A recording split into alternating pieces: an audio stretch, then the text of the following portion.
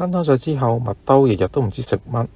有一日，佢經過一間細細地嘅麵包鋪，門口貼住張紙，招聘學徒，包食包住，唔使經驗。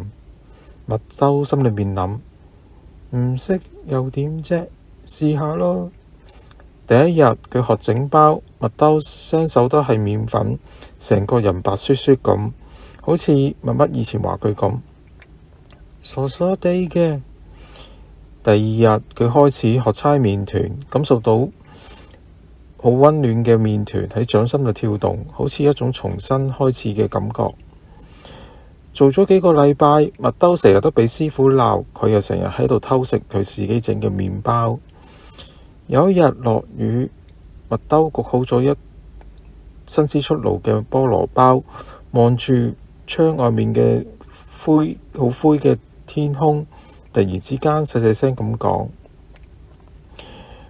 呢啲日子細細件嘅溫暖，先至係真係陪到自己過日子㗎嘛。